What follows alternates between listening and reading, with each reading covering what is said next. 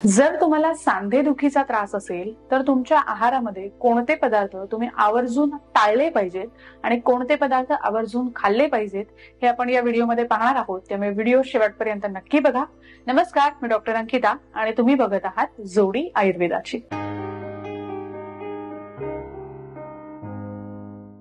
सांधेदुखीच्या रुग्णांनी आहारात टाळण्याचा जो सगळ्यात पहिला पदार्थ आहे ते म्हणजे कडधान्यांमधलं वाल, वाटाणा, चणा, छोले, राजमा हे सगळे जे आहेत हे सगळे तुम्हाला टाळायचे आहेत, घ्यायचे नाहीत. मग कोणती कडधान्य खायची? तर फक्त 3 मूग, मसूर आणि मटकी ही 3 कडधान्य तुम्ही नित्य नियमाने खाऊ शकता. पण या व्यतिरिक्त जी कडधान्य आहेत ती तुम्हाला टाळली पाहिजेत, तर तुम्हाला सांधेदुखीचा त्रास होणार नाही.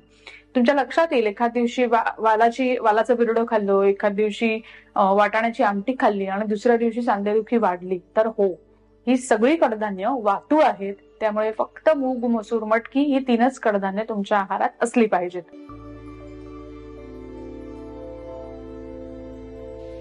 दुसरी गोष्ट किंवा दुसरा पदार्थ तुमच्या आहारातला तो म्हणजे पालेभाज्या.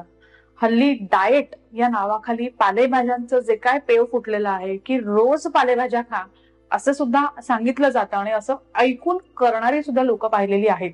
खरं तर आयुर्वेदाने पालेभाज्या या वातूळ सांगितलेल्या आहेत. पालेभाज्या खाल्ल्यामुळे वात वाढतो, अस्थिधातूचा क्षय होतो, म्हणजे हाडांची झीज होते पालेभाज्या खाल्ल्यामुळे, असं आयुर्वेदात सांगितलेलं आहे. त्यामुळे तुम्ही पालेभाज्या खाणं खरं तर टाळलं पाहिजे. पण जर पालेभाज्या खायच्याच असतील तर भरपूर तेल घालून आणि त्याला चांगली लसणाची फोडणी देऊन जर का तुम्ही पालेभाज्या खाल्ल्यात तर त्यामुळे त्याचा तितकासा त्रास तुम्हाला होणार नाही. तेल घातल्यामुळे पालेभाज्यांची जी रुक्षता आहे ती कमी होते आणि लसणामुळे त्याची शीतता सुद्धा कमी होते, म्हणजे वात वाढण्याची जी कारण आहेत ती कमी होतात. त्यामुळे तेल लसणाची फोडणी देऊन भरपूर तेल घालून पालेभाज्या करून त्या खायला हरकत नाही. तिसरा पदार्थ तुमच्या आहारातला असा आहे की जो तुम्ही आवर्जून खाल्ला पाहिजे, तो म्हणजे फळभाज्या. हल्ली मुलांना, लहान मुलांना खास करून, आम्ही जेव्हा छोटे पेशंट, आमच्याकडे छोटी मुलं येतात पेशंट म्हणून, त्याला भाज्यांची नावं विचारल्यानंतर भेंडी, पनीर या पलीकडे भाजी किंवा बटाटा याच्या पलीकडे भाजीचं नाव माहित नसतं. तर तसं तुम्ही करू नका. फळभाज्या सगळ्या, अगदी दुधी भोपळा, लाल भोपळा, पडवळ, शिराळं, घोसावळं ह्या सगळ्या ज्या फळभाज्या आहेत, वांगी सुद्धा, वांगी वातूळ म्हणून खाल्ली जात नाहीत, पण वांगी वातूळ नाहीत, वांगी खायला हरकत नाही. सांधेदुखीच्या पेशंटनी सगळ्या फळभाज्या खाल्ल्या पाहिजेत.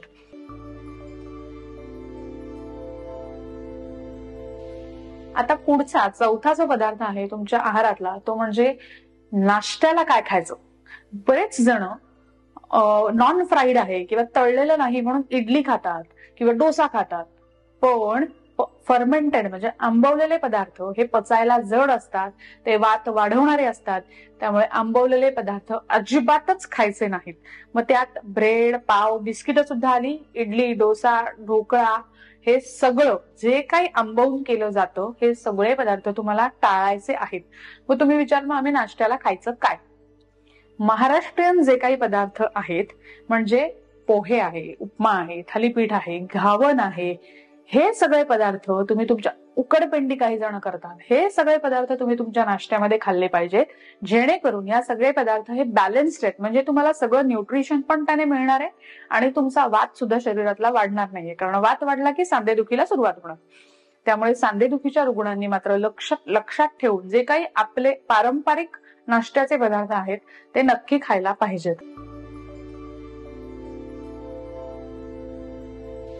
पाचवा आणि सगळ्यात महत्वाचा मुद्दा सांधेदुखीच्या रुग्णांनी लक्षात ठेवायचा तो म्हणजे आपलं रोज पोट साफ असलं पाहिजे.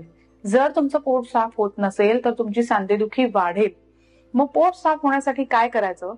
तर एक सोपी गोष्ट ती म्हणजे भोजनाग्रे सदा पथ्यम लवण आर्द्रक संहितम, म्हणजे जेवणाच्या जस्ट आधी एक पेरभर आल्याचा तुकडा सैंधव लवणाबरोबर चावून खायचा आणि लगेच जेवणाला सुरुवात करायची.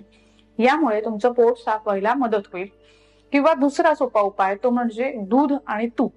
गरम दूध 1 कपभर, गाईचं असेल शक्यतो तर जास्ती चांगलं, 1 कपभर गाईचं दूध, त्यामध्ये 1 चमचाभर गाईचं तूप किंवा तुम्ही घरी बनवलेलं तूप असेल तर ते तूप असं एकत्र करून जर का तुम्ही संध्याकाळी 5 ते 6च्या दरम्यान घेतलं तर त्यामुळे सुद्धा तुमचं रेग्युलरली पोट साफ व्हायला मदत होईल. पण हे करून सुद्धा जर का तुम्हाला पोट साफ होत नसेल तर मात्र तुम्ही तुमच्या जवळच्या वैद्यांचा सल्ला घ्या. कारण पोट साफ होत नसेल तर तुमची सांधेदुखी वाढतच राहील. ती कमी होण्यासाठी तुमचं पोट साफ होणं गरजेचं आहे.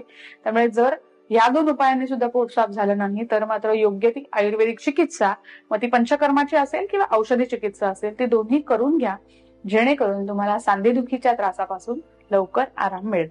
तुम्हाला हा व्हिडिओ कसा वाटला हे आम्हाला कमेंट बॉक्समध्ये लिहून नक्की कळवा. आमच्या फेसबुक पेजला लाईक करा आणि युट्यूब चॅनलला सबस्क्राईब करा. धन्यवाद.